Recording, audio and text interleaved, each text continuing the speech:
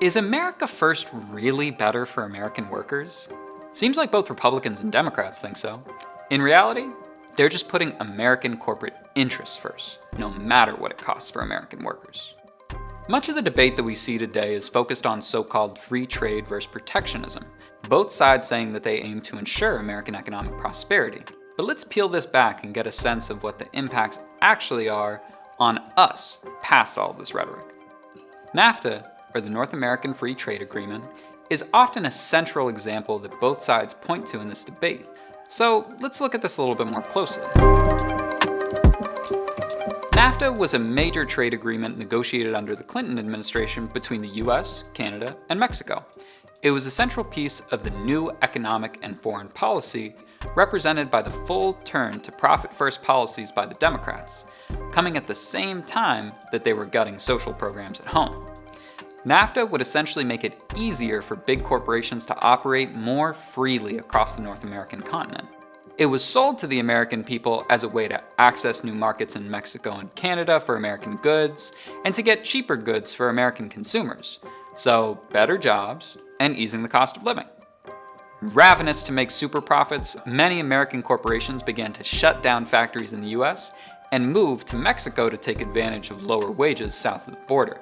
Manufacturing jobs in the US peaked at 19.5 million in 1979 and has declined to 13 million as of 2023 as a result of companies taking advantage of these arrangements to move production elsewhere. The threat of moving overseas was then wielded even more aggressively against workers for the production that remained in the US, forcing workers to accept worsening pay and working conditions or lose their jobs completely. Meanwhile, promises of lowered prices essentially never materialized. Instead, the pay cuts went into corporate profits. This hurt workers on both sides of the border. The increased export of subsidized US corn to Mexico destroyed the livelihoods of more than 2.4 million Mexican campesino farmers, causing mass migration and displacement in search of work throughout Mexico. This exacerbated the crisis of poverty wages and the race to the bottom competition between American and Mexican workers. Facing displacement, rising prices, and stagnant wages, more than half of the Mexican population still falls below the poverty line today. NAFTA pitted US and Canadian workers earning union wages against Mexican workers subsisting on dismal pay and denied the right to form independent unions. At the same time, NAFTA displaced more than 2 million Mexican farmers as US produce went south. Workers in all three countries suffered. Even back in 1992, unions saw through the ruse. Major unions like the UAW, Teamsters, and USW opposed the passage of NAFTA and predicted exactly what would happen. After it came true, those same unions are righteously rallying against NAFTA today. They saw clearly that there were no enforceable labor standards in NAFTA originally, and nothing done to improve those standards since to ensure good wages and job protections either in the US or Mexico. So what's the alternative? When Trump opposes NAFTA, he says that we need to reimpose tariffs on foreign goods and launch aggressive trade wars, especially against China. So what happened when Trump attempted to push his trade war policies, and how did it impact American workers? This is number one, but this is the first of many. In 2018, Trump began this trade war by placing tariffs and other trade barriers against China, leaving the Chinese government with little choice but to respond with tariffs in kind on US goods.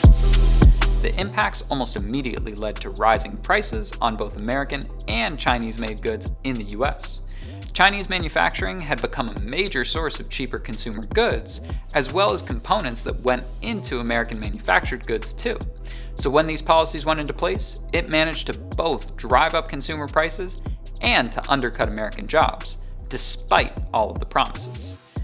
Then when Biden took office in 2020, he actually continued many of these policies with tariffs on Chinese goods, to the detriment of American workers once again.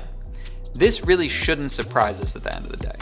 Whenever tariffs are put in place, the companies that sell those goods refuse to absorb those costs and instead pass them along to consumers.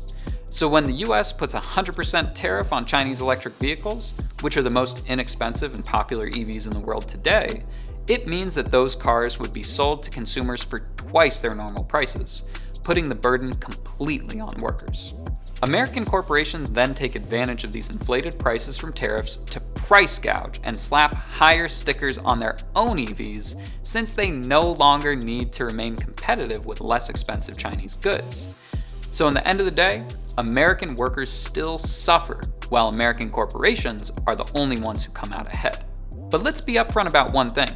This isn't just about economic policy. It's about more than that. China is undermining key elements of the international rules-based order. China's market distortions. And Chinese relies on other anti-competitive tactics as well. That's right. For both parties, their top concern about the American economy is the supposed threat posed by the peaceful economic development of China. Even the passage of the so-called industrial program from Biden, including the CHIPS Act and the Industrial Recovery Act, was motivated first and foremost by economic competition with China, rather than a commitment to uplifting the American working class.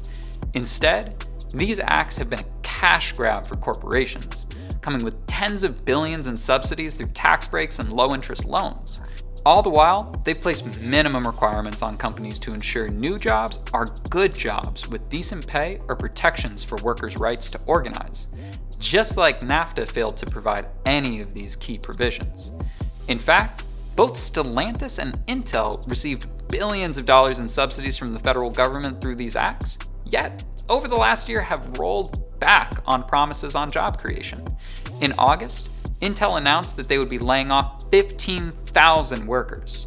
Stellantis had promised to reopen the Belvidere plant in Illinois that had been shuttered in 2022, which would mean the return of thousands of jobs, only to then retract the promise months ago.